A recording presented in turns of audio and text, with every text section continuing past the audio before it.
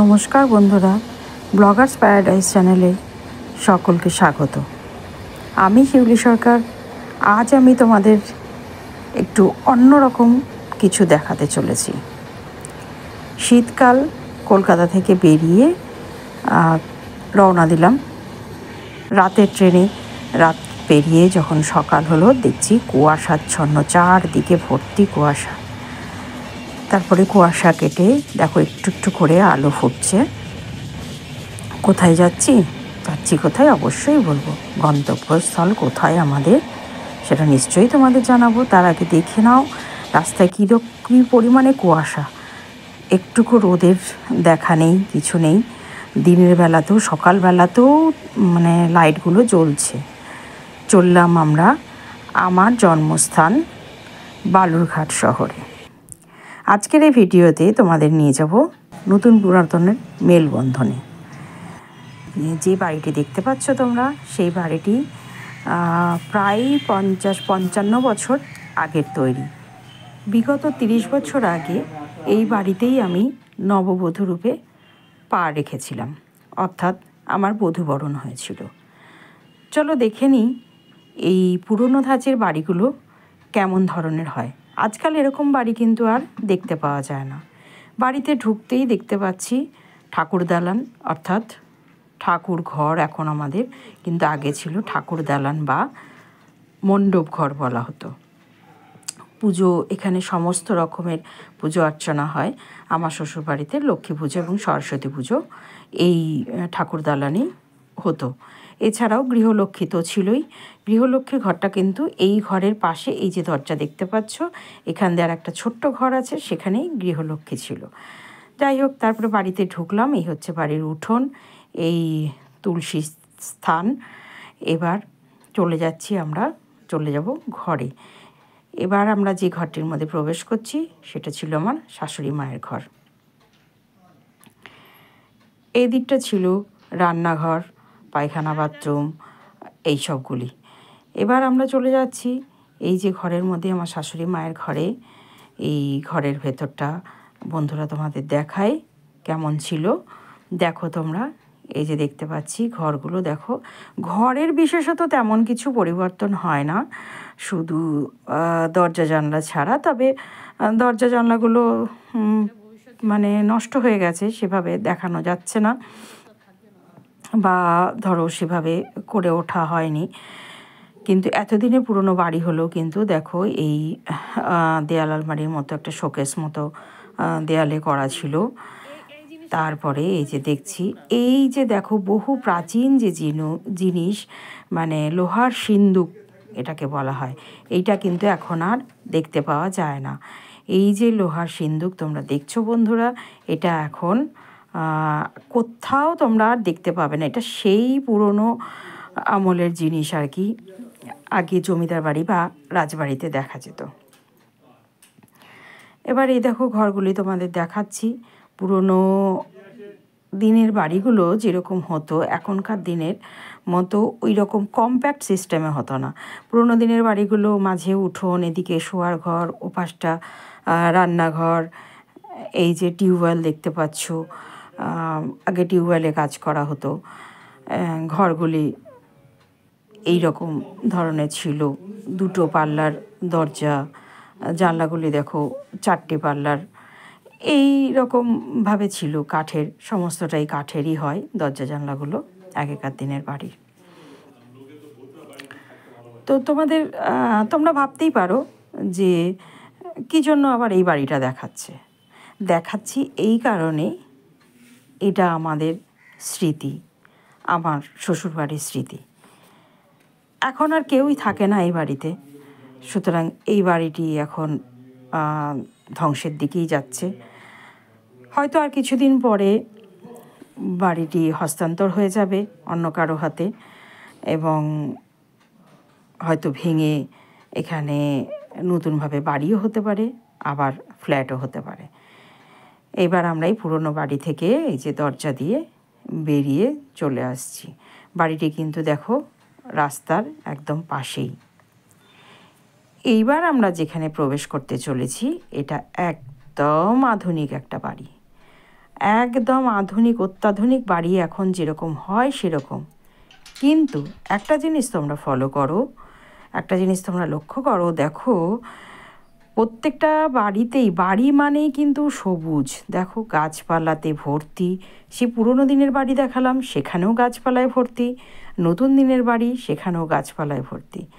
আর বাড়িতে ঢুকতেই সেই তুলসী মঞ্চ, সেই ঠাকুর ঘর, এগুলো কিন্তু এখনও যারা সেইভাবে বাড়ি তৈরি করে, একদম অত্যাধুনিক বাড়ি হলেও কিন্তু ঠাকুরঘরটা হয়তো অত্যাধুনিক হয়, কিন্তু ঢুকতেই একটা ঠাকুরঘর অবশ্যই থাকে। রকম ফের হয় কিন্তু থাকে।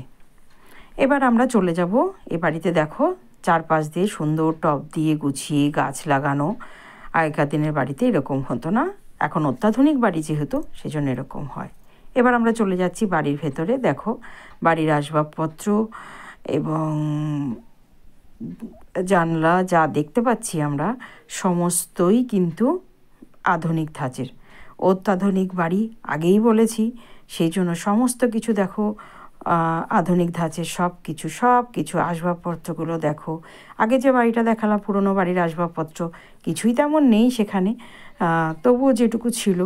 আর এই যে নতুন আমরা যে বাড়িটা দেখছি, তার সেই বাড়ির কনস্ট্রাকশান, সেই বাড়ির আসবাবপত্র, সেই বাড়ির ডেকোরেশন, সমস্ত কিছু একটা অন্য মাত্রা এনে দিয়েছে সব কিছু। আমি এটাই বলার চেষ্টা করছি যে পুরনো বাড়ি এবং নতুন বাড়ির মধ্যে কতখানি তফাৎ। এখনকার মানুষের চিন্তাধারা, চিন্তাভাবনা কতটা পাল্টেছে, কতটা বদলেছে। তো এই এখন আমরা এরকম গুছিয়ে সুন্দর করে করছি, কিন্তু আগেকার দিনের আমাদের মা ঠাকুমারা, আমার বাবা মা বসে রয়েছেন, মা ঠাকুমারা কিন্তু সেভাবে অতটা গোছানো জিনিসপত্র পায়নি। মানে তখন এত চিন্তাধারাই হয়তো মানুষের মধ্যে ছিল না। এখন হাতের কাছে ওইটা দেখালাম পুরনো বাড়িতে টিউবওয়েলের কাজ, এখানে দেখো হাতের কাছে বেসিন, হাতের কাছে সিঙ্ক, সব কিছুই হাতের কাছে আমাদের। এই যে রান্নাঘর দেখো হাতের কাছে সব কিছু পেয়ে যাচ্ছি, সুন্দর সাজানো গোছানো একটা রান্নাঘর। টয়লেট দেখলেও দেখা যায় যে সুন্দর সাজানো গোছানো।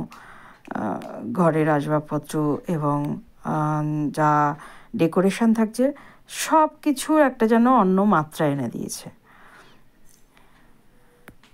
তো এই নতুন পুরাতনের যে মেলবন্ধন, সেটাই আমি আজকের ভিডিওতে একটু অন্যরকমভাবে দেখালাম।